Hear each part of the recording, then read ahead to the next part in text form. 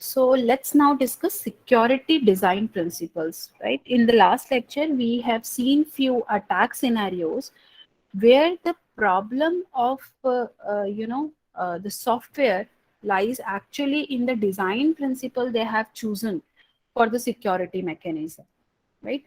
And we have seen through Matt Hannon attack that combination of design principle followed by different organization, there could be a possible attack, or a possible vulnerability that could take place. Now we will discuss few fundamental design principles, and the term fundamental is used because this is applicable for almost all the softwares that you will develop for computer system.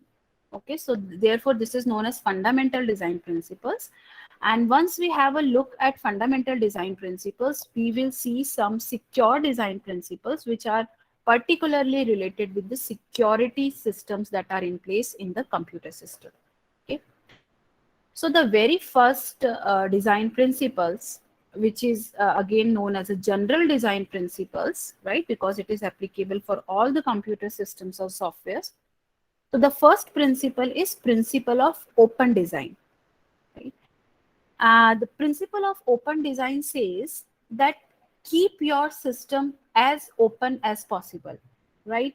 The security of the system or the you know I mean the what you can say that the uh, somehow the principal focus of your system should not be on hiding the information. It should be on it should be there implicitly, right?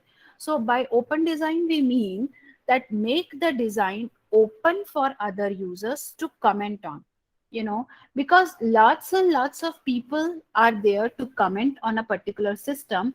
There are high chances that most of the flaws which are there in the system, most of the errors which was there in the system, most of the vulnerabilities that could be there in the system will be taken care of at very early stages of the development. So principle of open design says that make the design open for others to comment.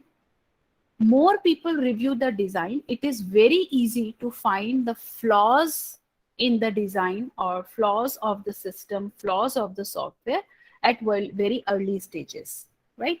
And the example could be Linux operating system, which was developed by Linus Torvalds.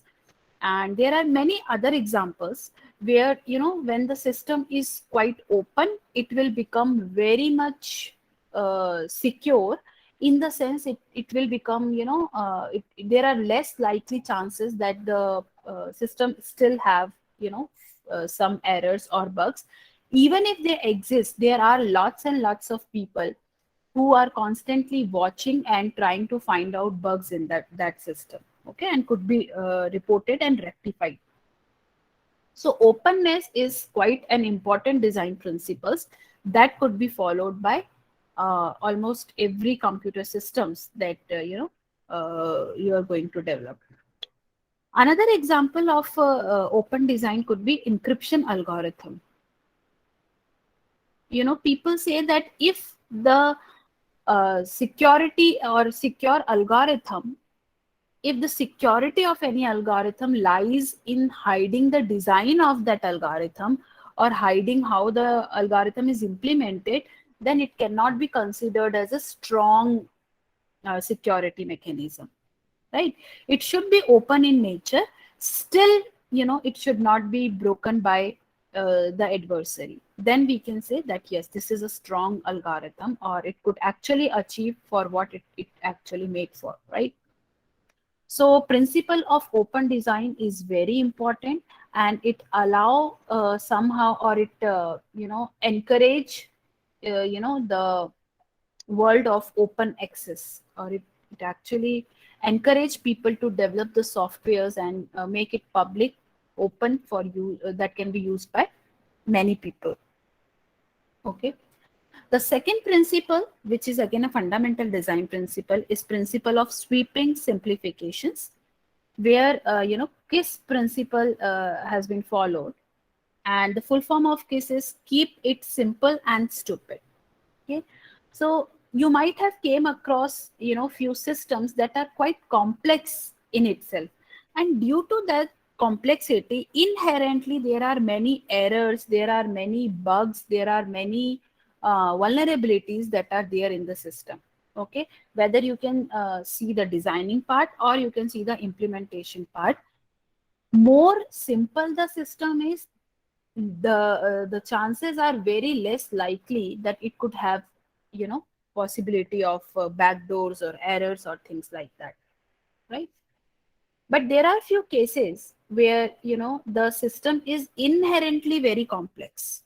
Okay, so the goal is such that you have to do a lots and lots of things, or you have to follow complex mechanism to achieve that goal. Okay, and in that case, the concept of layering comes into picture, which says that if the design is quite complex, what you need to do is you need to split your design into different layers or into different abstraction layers or something like that. And each layer will only communicate with the adjacent layer. Okay. And within one layer, we will follow the principle of sweeping simplification. Okay.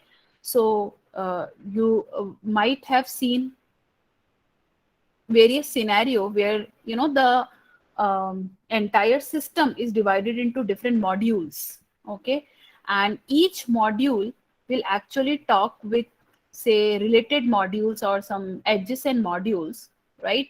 And we will give input to maybe the first module of the system or first layer of the system.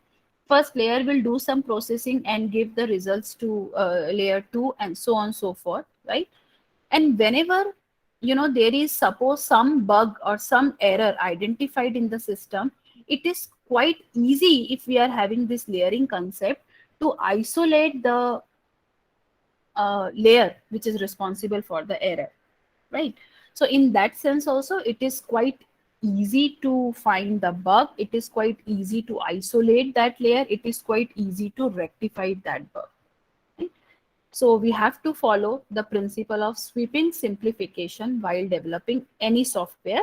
And if it is a complex system, just go for layering. Somehow see how it can be moduled, how it can be layered into different layers, and where each layer is responsible for one particular task, and we have to maintain or keep it simple for each layer, right? And therefore it is very easy to audit, analyze, implement, design, everything, right?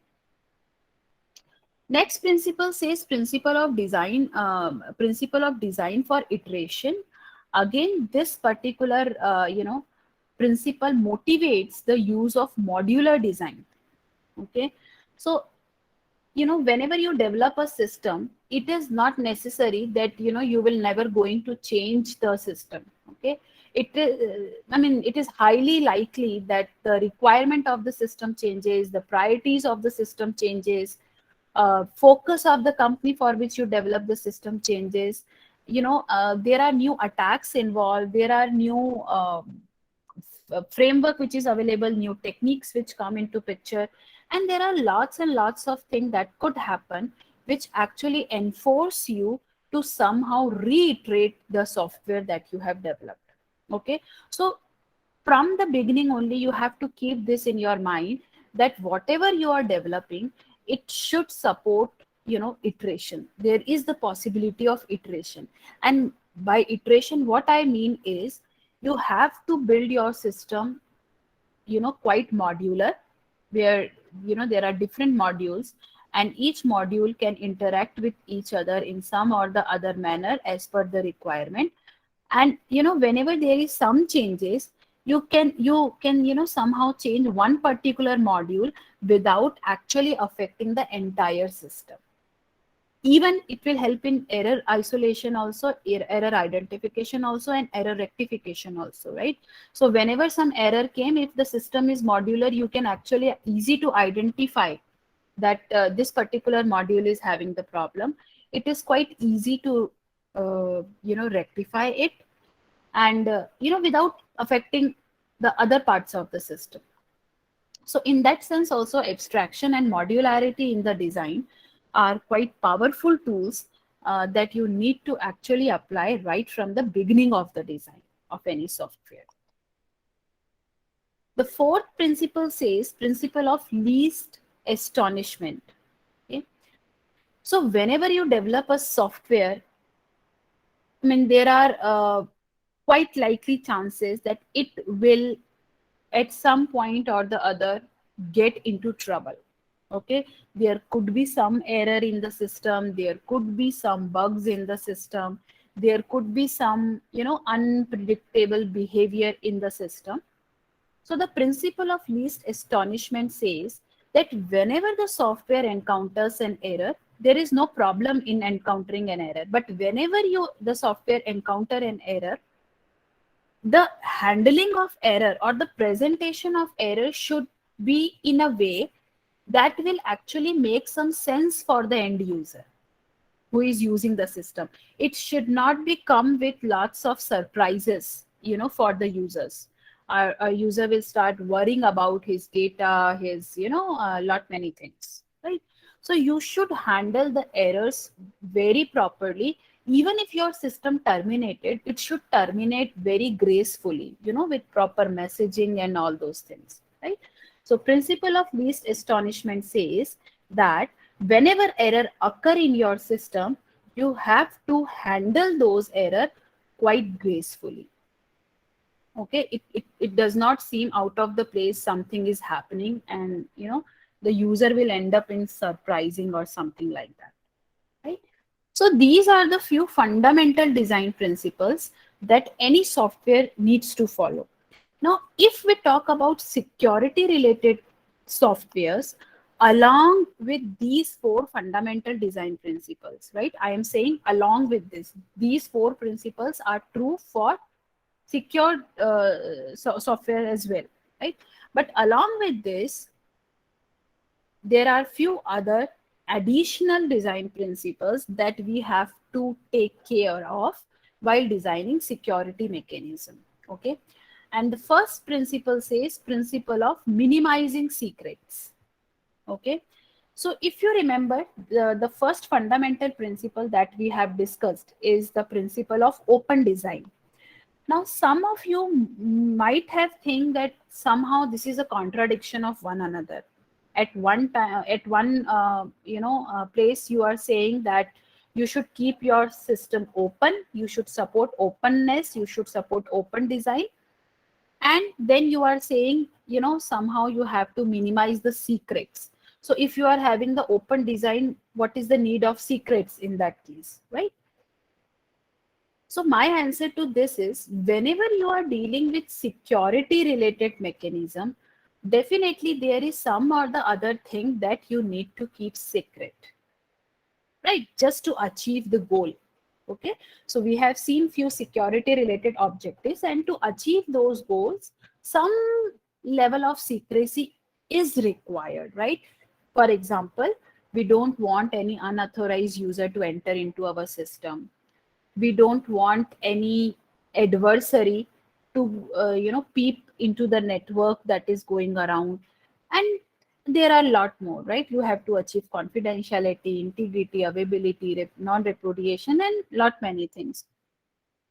So there should be something that you need to keep secret. Okay, if you remember the example that we have discussed in the last class, if you want to secure a house, what you can do is you can put locks on each and every opening of the house.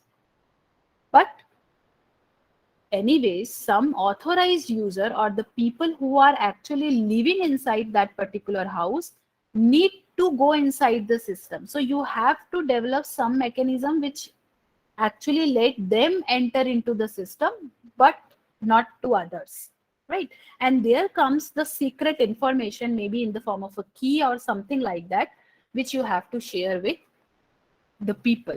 Okay, so the principle of least minimum secret says that whatever secret information you need or you require to work the mechanism properly, you should keep in mind that it should be as minimum as possible. Okay, so in order to cooperate with the principle of open design while still maintaining our secrets, right? So somehow this is two contrary things that we are talking about. We want our design to be open, but still we want to maintain some secrecy. Okay, so in order to have both of these things at the same time, the principle of minimizing secret involved. The principle says that the secret should be few, as minimum as possible, and it should be easily changeable. Whenever we change the secret of the system or the secret through which we are actually achieving security goals, it should not impact the actual mechanism which is in place there, right? For example, whenever you log in into your Gmail account, you have a password with you. You enter the password and you can access your Gmail accounts, right?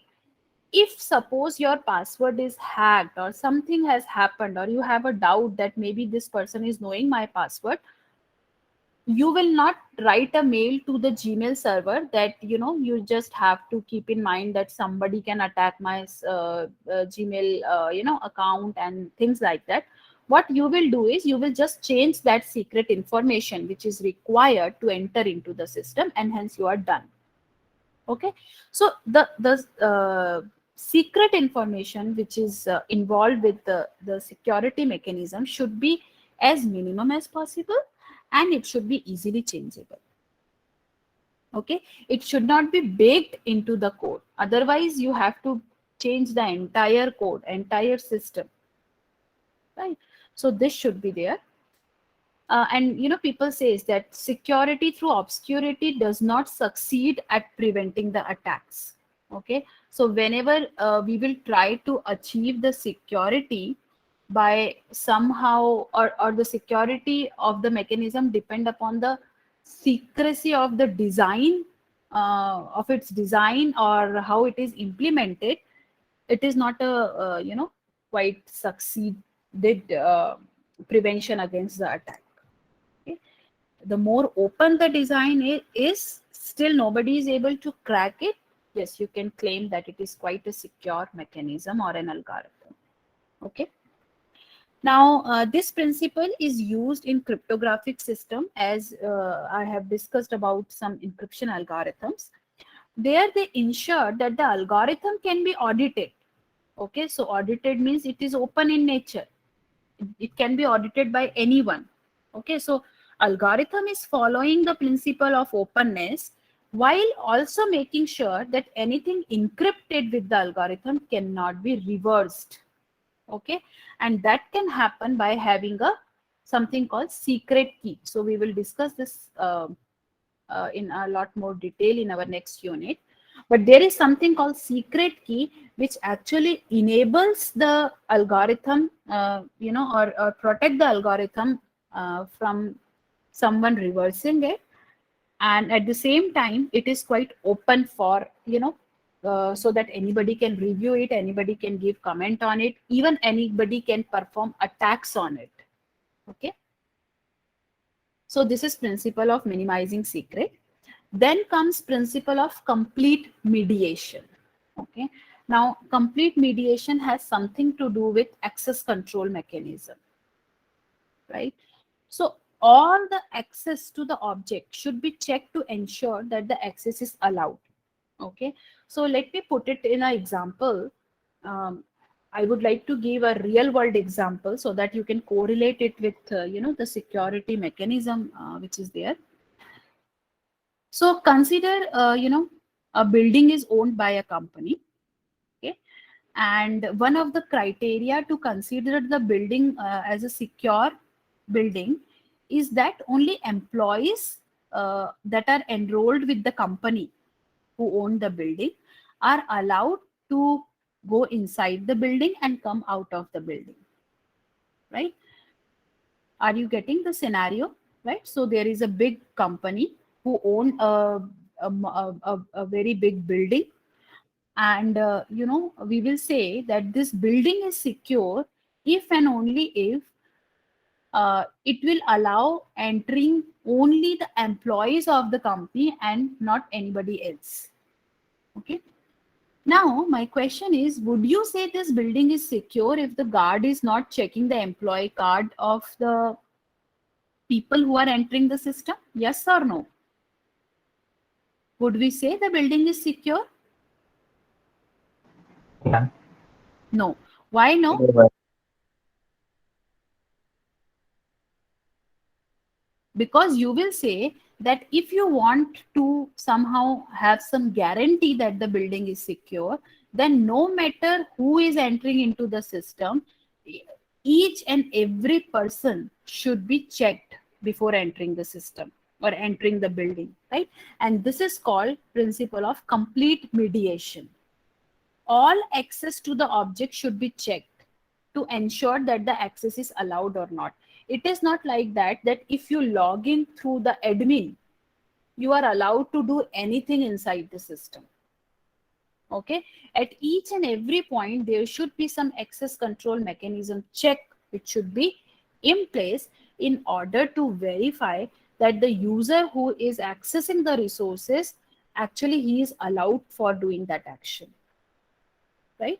So there should not be any opportunity for anyone, no matter how senior he is, how official he is, to get around the process.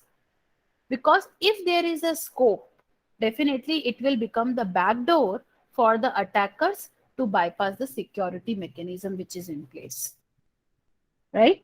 And generally in system, reference monitor is something which enforce the access control mechanism, okay, which will check the authenticity and integrity of all the access requests that are made into the system. Okay, and reference monitor is something which will decide whether to grant access of this resource to this object or whether to deny for the access, okay, depending upon the policies or security policies that are in place. Okay, what is allowed and what is not allowed.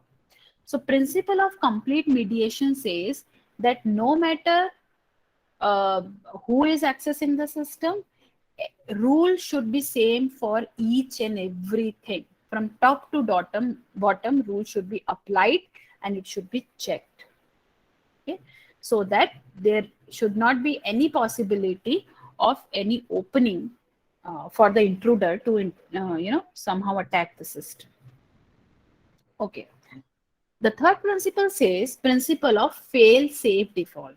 Now what do you mean by fail safe default? So definitely no system is perfect in the world. Every system fail some or the other time. But principle of fail safe default says that whenever your system fails, it should fail in a safe mode. Now what do I mean by this? The idea here is to fail closed rather than fail open. Now close and open is used to somehow define.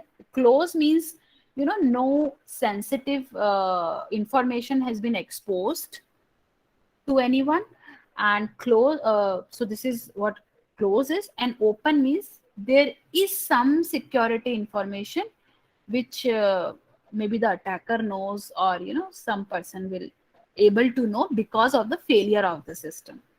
Okay, one simple example that could come into my mind is whenever there is some SQL related error in some website or something like that.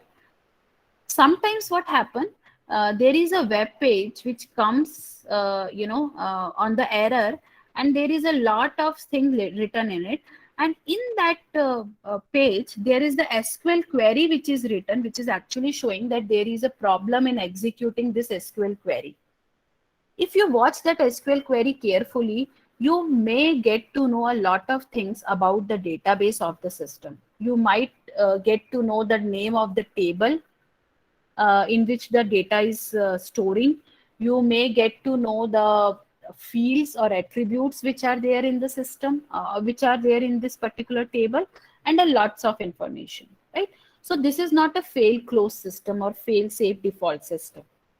Okay, this is called fail open system. So somehow we have to develop our system that even if something bad happens, right, our method of failing allow the attacker to achieve, it should not allow the attacker to achieve any objective out of it.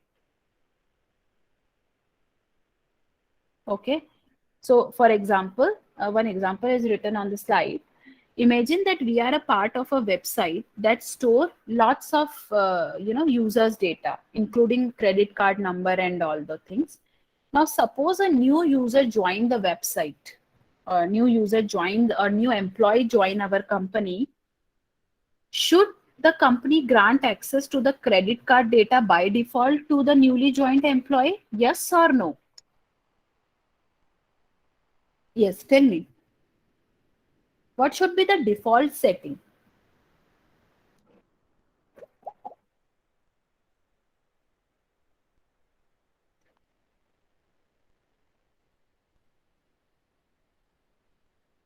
No. Hmm. Yes.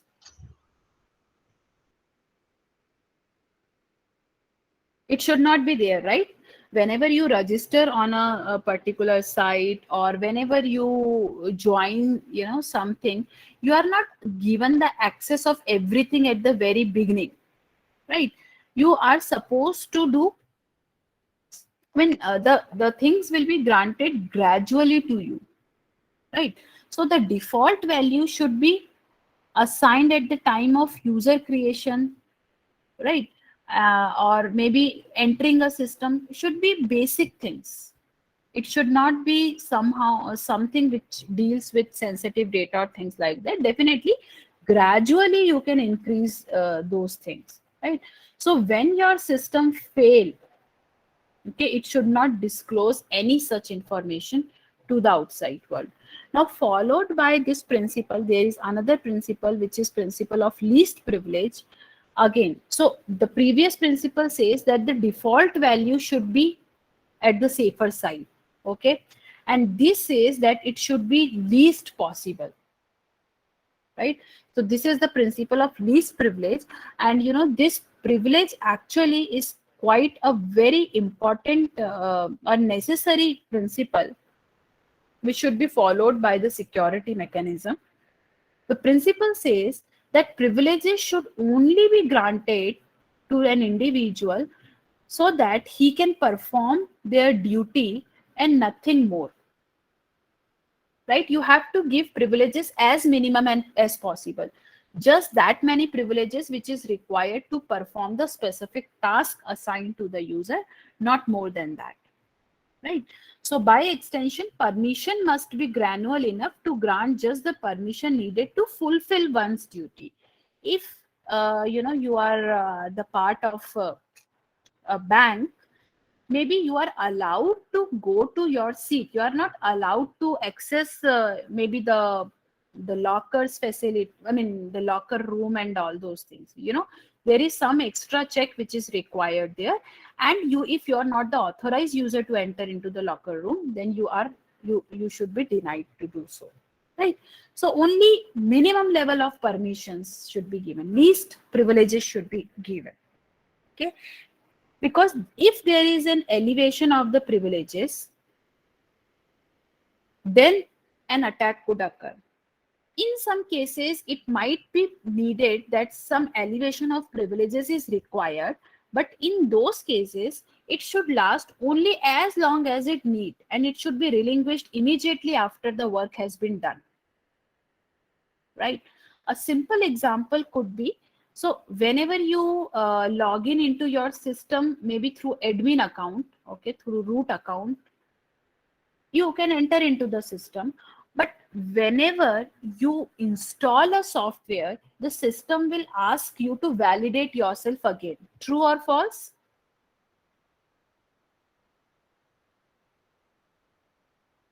Even if you log in into your system through admin account, still you need to insert the password if you want to install a system or install a software. Yes? Why it is so? Because the system, this operating system, will also follow the principle of least privilege. Okay, if the elevation of the privileges is not necessary, then just don't give it. Whenever it is required, just give it and then relinquish it immediately after the work is done, right? So as soon as you enter the root password, the software will be installed in the system. As soon as the software is installed, you are again come back to the normal level. Okay, you are not now you are not playing the super user role still. But if you want to install another software, you need to give password again. Okay, so elevation of privileges, whenever necessary, it should be given and quickly or immediately relinquished as soon as the task was done. This is the principle of least privileges. And not only does this principle has large implication of security, it also ensures the privacy of the user by somehow minimizing the amount of details we are exposing to the users. Okay, the lesser data we expose to anybody, there are high chances that we are safe. Okay, the less you expose, there are less chances for violation of the privacy. Okay, so along with security, it also help us to achieve the privacy, right? Any question? Okay, and with in the connection to this principle, again there is another principle which says principle of least common mechanism. This principle states that the mechanism used to access the resources, now this is quite important line, the mechanism which is used to access the resources should not be shared.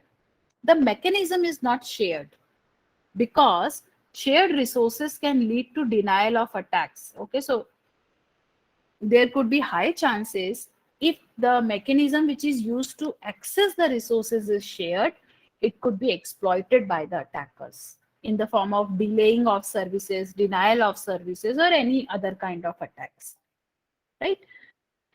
So this principle somehow hinder our freedom also, right?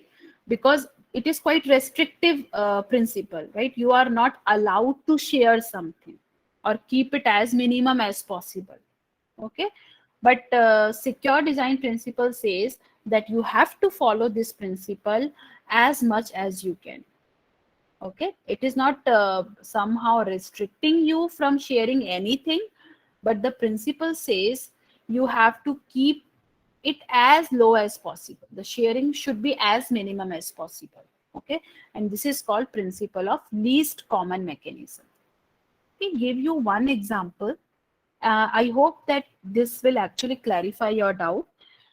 There is this system called AACS system, Advanced Access Content System, and they are actually this particular body is responsible for making standard for content distribution and digital right management, right? Now what they would like to do is they would like to restrict the access of copyrighted DVDs and CDs to become pirated, right? So people used to create pirated version of CD and DVDs which are copyrighted. So somehow this particular organization would like to come up with some standard which will deal with content distribution and digital right management. Okay, so for that what they did is they developed this this flag, and this is called flag of I think freedom or something like that, right? Now, I am very sure you all might have seen this color at whenever you play your CD, DVD, or things like that, right? The idea to have this particular flag is they say that the hexadecimal number or the hexadecimal code of these colors will actually form the key. Okay, this will become the cryptographic key which will enable user or which will somehow prevent user from copying our DVDs and CDs. Okay, so they have this cryptographic key, and that is why this color is for. Now, so this is quite a good, scheme to have or to prevent the piracy issues. But, you know, um, the problem is if somebody knows the key, he can make a pirated version of the CD or DVD. Okay.